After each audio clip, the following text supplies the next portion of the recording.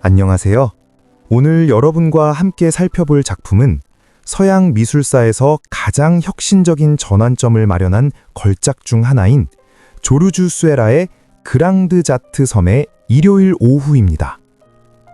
저는 오늘 여러분의 도슨트이자 미술사 안내자로서 이 거대한 캔버스 뒤에 숨겨진 치밀한 과학과 예술가의 열정을 소개해드리겠습니다.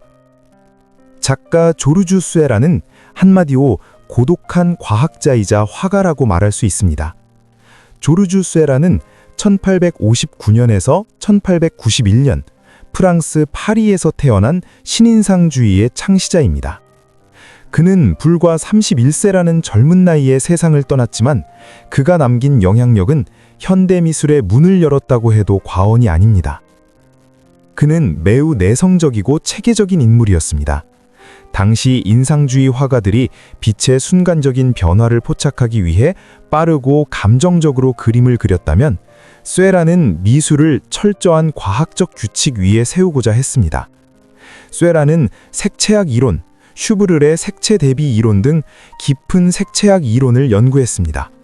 그는 색을 섞으면 탁해지지만 점으로 찍어 눈에서 섞이게 하면 더 밝게 빛날 것이라고 믿었습니다. 수에라는 점묘법의 대가였습니다. 이 작품을 가까이에서 보신 적 있나요? 놀랍게도 이 거대한 그림, 가로 약 3m는 선이나 면으로 칠해진 것이 아니라 수백만 개의 작은 점들로 이루어져 있습니다. 예를 들어 보라색 옷을 표현할 때 보라색 물감을 쓰는 대신 파란색 점과 빨간색 점을 촘촘히 찍었습니다. 관객의 눈, 망막에서 이 두 색이 자연스럽게 섞여 훨씬 더 생생하고 진동하는 듯한 색채감을 느끼게 하는 것이죠. 수에라는 이 한 작품을 완성하기 위해 2년, 1884년에서 1886년 동안 매일같이 점을 찍었습니다. 그는 야외에서 수십 점의 스케치를 그린 뒤 작업실에 들어와 수학자처럼 정교하게 이 구도를 완성했습니다. 작품 하나를 완성하기 위해서는 엄청난 시간과 인내심이 필요했습니다. 이제 작품의 구성과 상징에 대해 말해보죠. 여러분은 이 작품 속에서 고요함 속의 긴장감을 느낄 수 있습니다. 작품의 배경은 파리 근처 센강에 있는 그랑드 자트 섬입니다. 당시 중산층들이 여가를 즐기던 곳이죠. 그런데 그림을 자세히 보면 묘한 느낌이 듭니다. 40여 명의 인물이 등장하지만 그들 사이의 대화나 움직임은 거의 느껴지지 않습니다. 마치 고대 이집트의 조각상처럼 딱딱하고 엄격한 자세로 서 있거나 앉아 있죠. 수에라는 이를 통해 찰나의 순간을 영원한 질서로 승화시키려 했습니다. 오른쪽 전경에 화려한 드레스를 입고 서 있는 여성을 보세요. 그녀는 줄에 묶인 원숭이를 산책시키고 있습니다. 당시 원숭이는 방종이나 부도덕함을 상징하기도 했기에 겉모습은 우아하지만 도덕적으로 해이했던 당시 상류층에 대한 은밀한 비판으로 해석되기도 합니다. 왼쪽에서 낚시를 하는 여정은 사실 당시 매춘을 암시하는 은유일 수 있다는 분석도 있습니다. 왜 이 작품이 중요한가요? 이 작품은 인상주의의 우연성과 무질서를 극복하고 미술의 기하학적 구조와 과학적 체계를 부여했습니다. 화면 속의 빛은 부드럽지만 구도는 완벽하게 계산되어 있습니다. 이러한 수에라의 시도는 훗날 형태를 해체한 피카소의 입체주의나 현대의 디지털 픽셀 개념에도 큰 영향을 주었습니다. 잠시 그림에서 서너 발자국 뒤로 물러보세요. 방금 전까지 무수히 흩어져 있던 점들이 하나의 완벽한 풍경으로 합쳐지는 마법 같은 순간을 경험하실 수 있을 겁니다. 혹시 이 작품 속에 등장하는 인물 중에 가장 흥미로운 인물이 누구인지 혹은 수에라가 사용한 특정한 색감에 대해 더 알고 싶으신가요?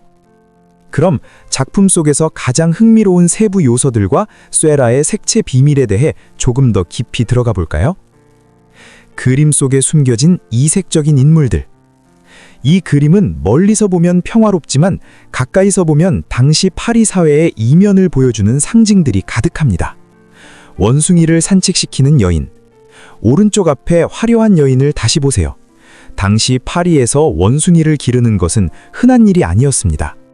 프랑스어로 원숭이를 뜻하는 싱주는 흉내내다라는 뜻도 있지만 당시에는 부도덕한 여성을 비유하는 은어였기 때문입니다.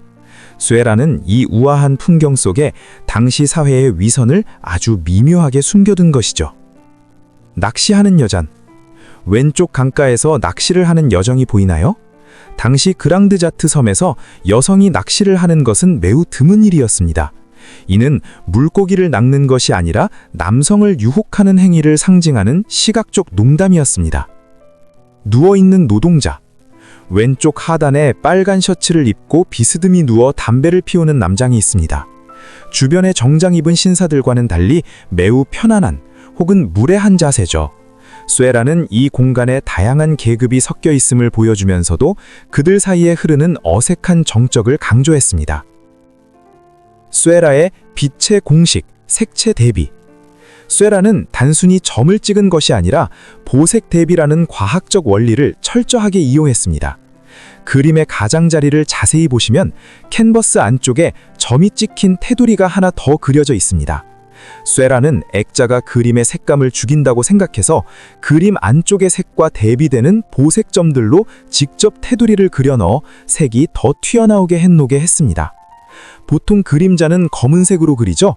하지만 쇠라는 그림자에 보라색과 짙은 파란색 점들을 섞었습니다. 햇빛이 강한 날 그림자가 푸르게 보이는 현상을 과학적으로 포착한 것이죠. 1 더하기 1은 2가 되듯 특정색 옆에 특정색을 배치해 빛의 진동을 만들어낸 것입니다. 미술사들은 이 작품을 현대만 파르테논 신전의 조각이라고 부르기도 합니다. 인상주의자들이 지금 빛이 너무 예쁘다 하며 순식간에 그려냈다면 쇠라는 마치 건축가처럼 선과 각도, 황금 비율을 계산해 인물들을 배치했습니다. 덕분에 이 그림은 140년이 지난 지금 보아도 아주 견고하고 현대적인 느낌을 줍니다. 작품 정중앙에 하얀 옷을 입고 정면을 응시하는 어린 소녀가 보이시나요? 수많은 인물이 옆모습을 보이며 정지해 있는 가운데 이 순수한 아이의 시선만이 우리 관객을 똑바로 쳐다보고 있습니다. 쇠라는 이 혼란스럽고 복잡한 점들의 세계 속에서 순수한 아이의 시선을 통해 관객과 소통하려 했던 것이 아닐까요?